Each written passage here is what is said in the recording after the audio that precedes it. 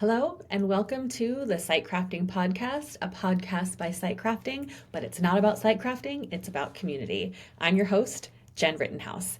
Today's episode is with Erika from the Ben B. Cheney Foundation. When we were thinking about folks that we wanted on our show, when we think about community, you can't separate that from Erika. She is somebody who has lived and worked and had an impact in Tacoma and Pierce County for quite some time. So for those of you that don't know Erika, she is the executive director of the Ben B. Cheney Foundation, a $100+ million family foundation investing in communities across Washington, Oregon, and Northern California. Her career sits at the intersection of strategy, storytelling, and real community impact. She got her start in fundraising with the United Way of Pierce County, and then spent more than a decade at Tacoma Public Utilities, building employee, volunteer, leadership, and grant-making programs, launching TPU Academy to connect young people to careers, and managing parts of communications and government affairs, which included wrangling a 450-page website across 3 lines of business. She worked with the team here at Site Crafting and became a proclaimed user experience. She learned how to journey map, write for the web, and even learned about Section 508 compliance with her site crafting buddies. So these are lessons that she carries now into her approaches to modern philanthropy. So outside of work, Erika is a seasoned board leader. Most recently, she served as chair of the Serve Washington Commission and previously chaired Comprehensive Life Resources, where she led the board through a major evolution and an unexpected CEO transition. She also serves on the philanthropy committee for the Boys and Girls Clubs of South Puget Sound. And when she's off the clock is the self-described passenger princess on a black Harley street glide. She has a helmet with sparkly pink flames. She's also an avid traveler who's always planning her next trip. And she's locally famous for turning sunny days into waterfront walking meetings. So super excited to talk to Erika and hear what she has. Fun fact, if you want to start a walk with a really funny story, ask her about the time she took a live bull into the Museum of Glass here in Tacoma. So definitely going to be asking her about that. Really excited to have a conversation with her about keeping the finger on the pulse of community. Hi, Erika. Hi, it's good to see you. Good to see you. Thanks for being our first guest on our podcast. Oh, I'm so honored. You know, I love team site crafting. It's been a decades-long love affair, so I'm happy to be here. Thank you. Well, we are fans of your work. The title of your episode is Keeping a Finger on the Pulse of Community, and you can't separate community from Erika Tucci, so I'm so glad you're here. Before we dive in and talk about what that means, we ask every guest, or we're going to ask every guest, when did you first get on the internet? What was your experience, and what was your username? Oh my gosh, this is so throwback. So I'm thinking I was probably senior, junior in high school, that age. I can remember exactly where I was, parents' office, wood paneling, the CD that had AOL written on the front showed up in the mail, and it looked sketchy. And I thought, well, let's put it in and see what happens. So I don't remember much detail, but I do remember thinking, oh my gosh, I can connect with people in Europe. I can connect with people across the water. I can connect with people across the world. And so trying to find ways really early on to connect with those folks in different spaces and places really freaked my mom out for all of the right reasons. Teenage girls should not be doing that. But I just really wanted to know what other people's lives were like. So that's my first memory. So interesting. And your username? I tried to recall. I have zero idea what it was, but I will fess up to the fact that I still use my Hotmail email address, and my friends from like high school still email me and find me there. That's amazing.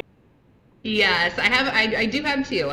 I've advanced. I have a Gmail account too, but I will never let go of the Hotmail account. That's great. That's so great. Okay, so in the introduction, you shared that you once took a bull into the Museum of Glass in Tacoma. Now, Yeah. I've heard the phrase bull in a china shop, so I need to Bingo. know everything about how that went down. Bingo. Yeah, this is a fun story that's been lost in Tacoma legend. There's a news article out there somewhere. I have a copy of it, so I'll have to dig it out. There was a 2-year stint. I worked at the Tacoma Dome doing marketing and events and whatnot for them. And this is right when the Museum of Glass opened. And if you're a fan of cowboys and bull riding, you know that the bull riders come to the Tacoma Dome every year and put on a pretty fun show. So this particular year, the show came with a promotional bull. Now this guy, he was huge. He was full size. His handler was about as big as he was, but he acted like a puppy dog. This bull, you get up to him and he'd want like head scritches and the whole 9 yards. He was so docile and so sweet. And so we get advanced that this is going to happen, and I think bull in a china shop. We've got a new glass museum that could use some promotion. Our show could use some promotion. What if? So I start emailing my friends over at the city. We actually thought first about walking him across the bridge of glass, but the engineers did the calculations and figured out that his little hooves would be too much weight and would actually burst through the concrete up there. So we nixed that idea. So then that's when I called the director of the museum, floated the idea. And to her credit, she said, yeah, let's give it a try. So fast forward day of, this bull's sitting on the plaza, people are coming up, media's there, TV crews, the whole 9 yards. We walk him in, and his handler walks him into the gift shop, turns him around, photo op, cameras, news story, the whole 9 yards, and then walks him back out. Not one piece of glass broken. That's incredible. It was one of the most fun promotions. We also took him to Krispy Kreme because he loved donuts. That one actually, if you remember way back in the News Tribune history, there was an article, the nose. Yep. So I made the nose with that one, taking a bowl to eat Krispy Kreme donuts. But Museum of Glass, front page news. So you and Site Crafting go way back to your TPU days. Yep. That is a massive website. Yep. And there was a lot of research. So talk to me about learning about user experience and the user journey and how that applies to what you're doing today. Yeah, so I think it might have been probably 2009 when I was first introduced to Site Crafting. I actually moved from the United Way. I was fundraising at the United Way and moved over to Tacoma Public Utilities to manage their employee volunteer and giving program. And then, as things are in government, you wear a lot of hats. And at one point, Chris Gleason came my way and said, hey, how do you feel about working on a website? I was like, well, sure, this sounds like fun. Let's put it together. So part of what got me excited about it, my formal education's actually in economics, but more on the behavioral side. So why humans do what they do. And so to me, that fit really perfect with trying to understand how people might move through a website. So Team Site Crafting was amazing. I knew nothing about writing for the web design, user journey, mapping, nothing.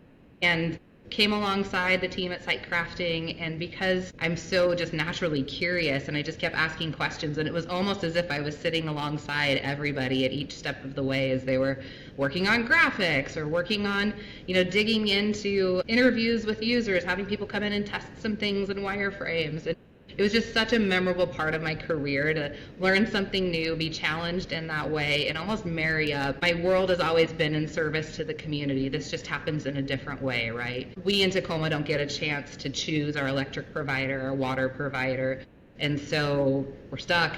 How do we make that customer's journey and that experience with us and paying their bill and things that are really critical to their life, how do we make that easier? In ways where we can, how do we surprise and delight along the way? It was a fun project to work on. But yeah, 450 pages, that's a lot. And everybody wants to be on the front door, right? Mm-hmm. Yeah, absolutely. And so as you've carried that, how do you keep the people at the center of the work that you're doing? Yeah, so now in my role as executive director at the Cheney Foundation, work is really similar. How can we make smart community investments that help make people's lives easier, vibrant, make the community vibrant? How do we work together in these really big systems and really big challenges? And it shows up in a lot of different ways as we move about our work. There's the technical. How do people apply with us? And so something that I learned is that websites are always dynamic, always moving, and so we're mindful of making sure that our website's always reviewed, updated. In fact, that's on the project map for this year. Give it a nice update and a refresh so people can find the information they need. But even in the application, which is all online, we go through our application on a fairly regular basis, test it, make sure it's usable, make sure we're asking for what we need and only what we need, and in ways that don't overburden the folks that are asking for money, because guess what? Every source of funding wants a different application, and it's just really not, in my opinion, it's not right that we make it really difficult. So let's make it easy. Let's make it so that these folks can tell us about the good work that they're doing, in a way that we get the information we need and we go on and have a really good conversation. So that's the technical side of how I use it. In the everyday design, it's trying to use user experience and centering that customer as we're thinking through problem statements that are coming our way. So for example, real time, just had a conversation with somebody in a community that is wanting $3 million to help build a food bank. So the problem statement is that they have rented space where they are offering their food bank 1 day a week. People have to wait in line 2 hours to get food. So they're thinking, well, if we build a building, this will get better. And when I ask, well, as you're thinking about this building and you're thinking about this next version of what you want to build, it's going to come with not just the $3 million of the shell, but all of the operating costs that are now part of owning and maintaining a building.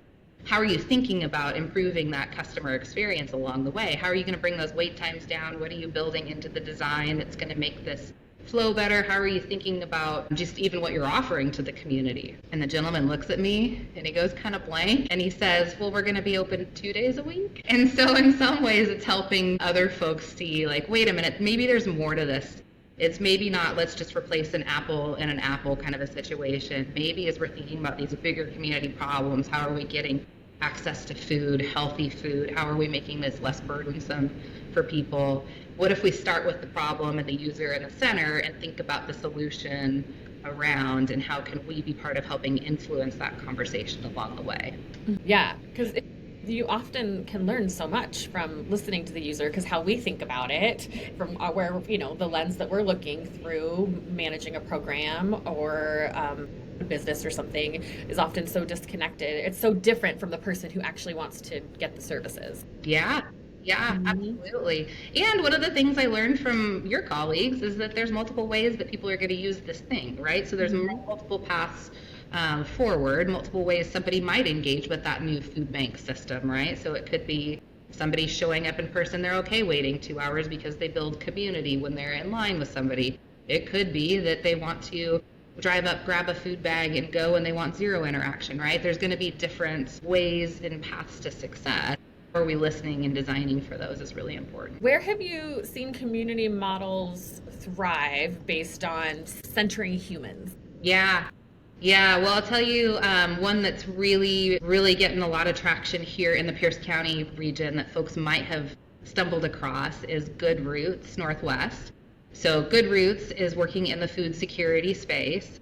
This food security, there's just a whole lot of challenges, right? How are we moving logistics, the food itself? How's that supply chain working? Do we have local farmers that we can access? What's happening to their inventory? There's just a lot that goes into the food banking space. But what they did was they kind of stepped back and thought exactly what we were talking about, right? Why are we having folks wait multiple hours in line? Why are we only serving folks if they pre-register with us? Why is this so challenging? Why are we only open noon to 2 on a Tuesday? There's just a whole host of access point questions, right? And what if we eliminated that access point barrier?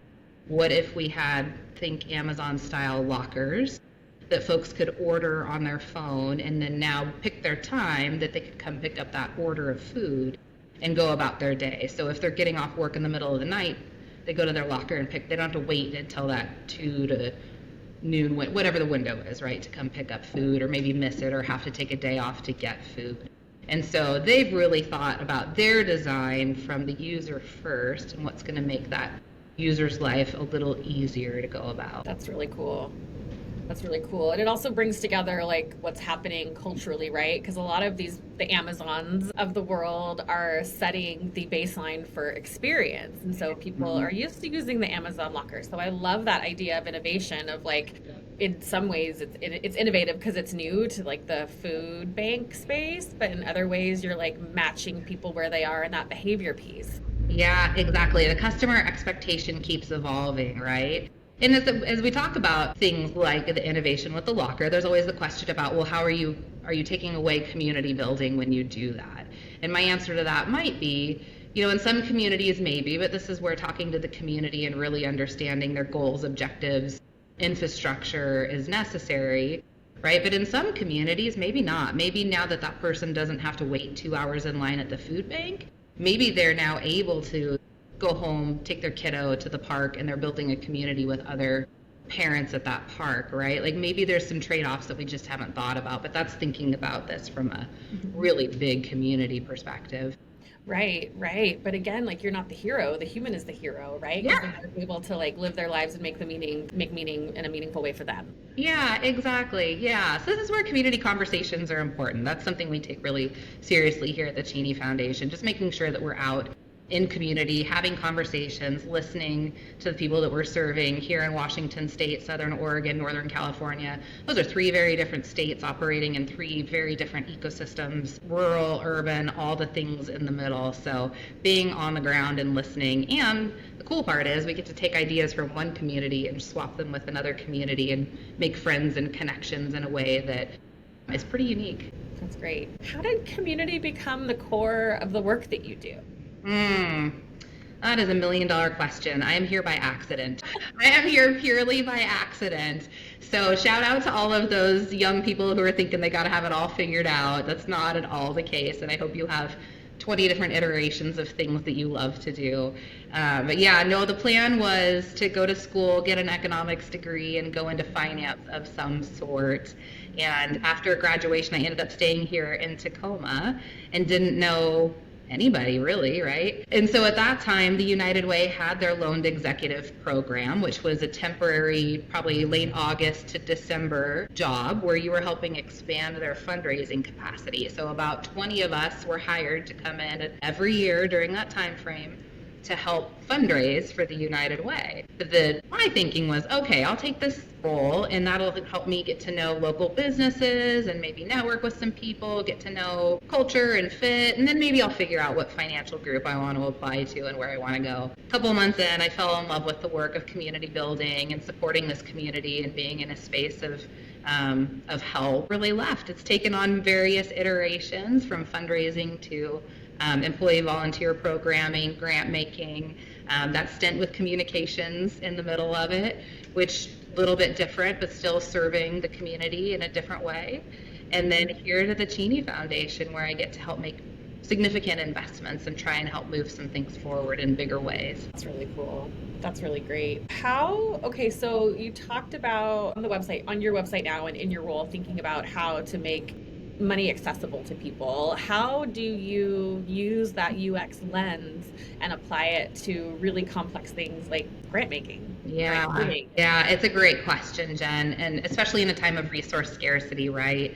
We've had such disruption, particularly with money and finances that would typically flow into the human services sector, but also with human capital. Volunteerism hasn't rebounded. It's not back to pre-pandemic levels. And so that human capital that might be replacing actual employees or serving on boards and helping people think about how the strategy and governance part of big system work. We're not quite there yet. We're not back. And so for us, it's really asking those centered questions when we're receiving requests from communities. Okay, who are you trying to help? Why? How? Talk to me about the mechanics of the how. Who are you partnering with?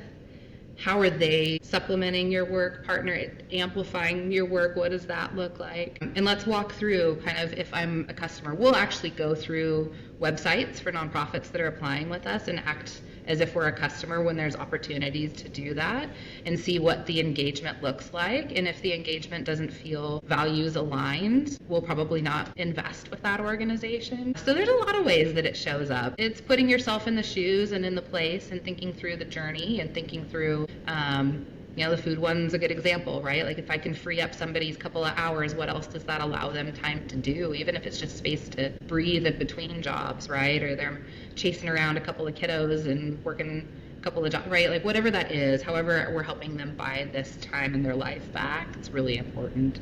So you are in a lot of places doing a lot of things, and I imagine that's key to keeping a finger on the pulse is managing those relationships and showing up in those spaces. Can you tell me more about what that looks like and what you're hearing in the community? What's happening? How are people feeling? Just about the state of things. Yeah.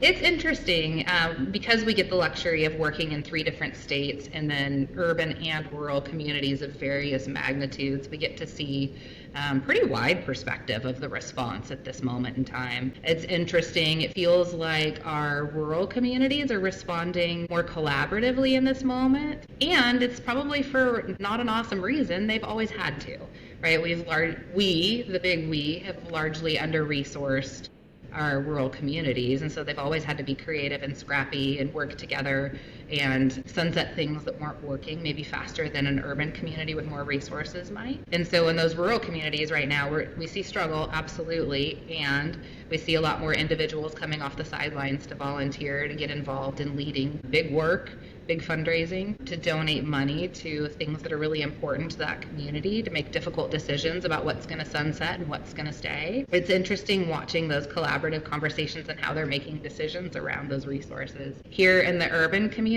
I don't see that as much, and I wish I could, and I wish I had a magic wand that would bring us all to the table in a little different way to have some of those strategic conversations. I talk a lot about creative destruction, which is a term in economics, right? Where there's just certain things that are gonna shake out. And if we as a community can help co-pilot some of that shakeout, we can land the plane and celebrate what was, because we always need to celebrate the work that has been done and the accomplishments that have happened. But if we don't jump in and have those conversations, then things are kind of left to fall, right? And then it's almost this kind of head in the sand, everything crumbles and it feels like Chicken Little. And so I would much rather be at the table having a difficult conversation to help co-pilot and land the plane a little bit better than to watch it crumble. And I'm not quite sure where we're going to land in this community yet. Yeah. I mean, it's a long game for sure. Yeah, it is. And it gives permission too, in these moments where everything feels disrupted, for lack of a better term, there's permission too to be creative, right? So this is where we see some of the disruptive ideas coming forward. This is where we see some of the folks willing to take different risks, because in a sense, sometimes you just have nowhere to go but up, right? Mm-hmm. So when we were just in Medford, we were visiting with another food security organization that's really close to the local farmers and growers down there. And there's a wild percent of food that is left in the fields every season of harvest for various reasons, but largely cost, right? It costs more to pick it and move it than it does to let it rot in the field. And that just seems really egregious to me. We've got beautiful fresh food that could be healthy and nurturing. Why are we leaving it there? This organization tends to agree, and so they've partnered with local farmers, and they are freeze drying at scale this food. Yeah, super cool. Freeze drying it, it's big, massive production, and they're making not just freeze dried, like think a bag of peaches. And by the way, freeze dried peaches are my new obsession. They are so good. So you'll find like individual bags of a particular food, but they're also taking multiple freeze dried items and putting them into what you would consider like a meal ready to eat. So it's freeze dried meal, just add hot water, and it makes this beautiful lunch. And we were able to try one of them when we were there, and it was so tasty. So they're taking that food that would otherwise be wasted in the field in creating this product that can sit for a little while and then be used to nourish somebody in time of emergency. We're talking about our homeless population. We're talking about populations that are on the go for whatever reason, whole host of practical applications, but interesting use case from somebody that said, hey, we've got nothing else, let's just try this, right? That's amazing. That's really creative.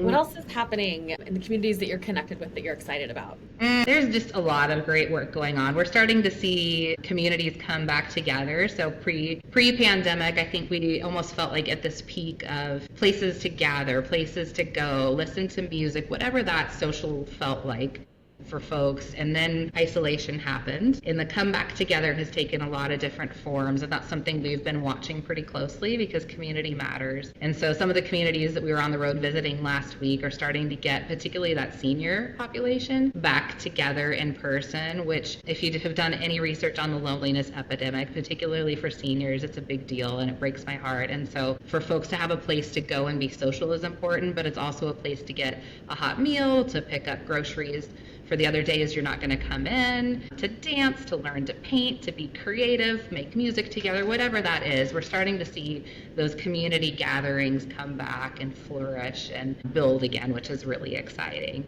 Similarly with youth work, we're seeing some of that happen too, where the young people have been isolated, they're on their phone, they maybe haven't built those skills of interpersonal interaction, and there's a couple of groups doing really innovative work around just as simple as a deck of cards that's very science informed, what the prompts on these deck of cards are. And there's one leader, and every week that leader of the peer group says, okay, here's our card for today. Today we need to go out and make sure we give a compliment to a random stranger. And so it's stuff that maybe to some of us that are a little older seems, like, okay, no brainer. But if you haven't had the chance to practice that, you don't quite know. And so these cards help our young people practice being in community, being kind and thinking of others first. And it's building these little cohorts and circles along the way. And that's something we're really excited about. That's really cool. I mean, building relationships is a practice. Communicating is a practice, right? It's something that, you're constantly working on those muscles. Yeah, exactly. Yeah, those are some of the wins. The bigger challenges are things like housing. We were in a housing meeting here in Pierce County a couple weeks ago, and it was like all the experts in the room, and we're talking about housing from every piece of the continuum, what it's going to cost, what we need. And at the end of it, somebody asked me for comment, and I just kind of went, oh, this feels hopeless, right? Like it's such a big challenge. I know that we have a lot of really smart people in the room that are up for the challenge, thank goodness. But man, there's some of this big system stuff that we're in the middle of. It's a doozy. Yeah, absolutely. Well, thank you. I appreciate your time, and I really appreciate all the work that you're doing. And thank you for sharing with us. And next time you have a gentle bull, I hope you'll bring it to site crafting. Oh my gosh, would love to. Yeah, we'll have to reach out to the PBR and see if they're still doing this, because that was hilarious. That is so fun. That's a local legend. You're a local legend. We're so grateful for you. Thank you, Jen. It's great to be with you. Well, we'll be talking again soon, I hope. All right, sounds good. Hey, Jen. Hey there. Okay, so let me introduce you both before we debrief about my conversation with Erika. Charlotte Forth is the producer of the Site Crafting Podcast, a podcast by Site Crafting, but it's not about site crafting, it's about community. And Tiffany is our creative director and chief fun officer. Yes, She just promoted you. So how did the podcast go? It went really well. We had such a great conversation. Erika is somebody who is so authentic. She really is committed to community, and with that, committed to really understanding the people that she's serving, whether it be people who need grant money or people who are in the communities where the Cheney Foundation is. And she really keeps people at the center of the work, which is so powerful. I love that. Getting to meet her, just even through a screen, I could tell that she is a people person, and I felt that energy. And so, yeah, I heard y'all in your recording, and I could hear you laughing, and I kind of got jealous. Yeah, totally. I was like, I want to talk to her too. Yes. So I can't wait for this. Did she talk about her motorcycle at all? She didn't talk about her motorcycle, but she did tell me a story about when she did marketing for the Tacoma Dome, and part of marketing for the rodeo was that they had like a gentle steer, like a cow with antlers or horns, that they would make available for like promotional things. And so she took him to the Museum of Glass and walked him in the gift shop and out of it. Wait. Stop. So it was like she took the bull into China shop, but it was the glass museum. And yeah. That's brilliant. I love it. And then to Krispy Kreme after, because he liked downnuts. They let him in there? How does she get away with this? She sounds powerful. Yeah. Yeah. I'm gonna be her friend. Wow. An all-powerful marketer and community. Yeah, so it was great. I'm super excited. I can't wait for you guys to listen to it. It was a really fun conversation. On to the next one. Okay, bye, Jen.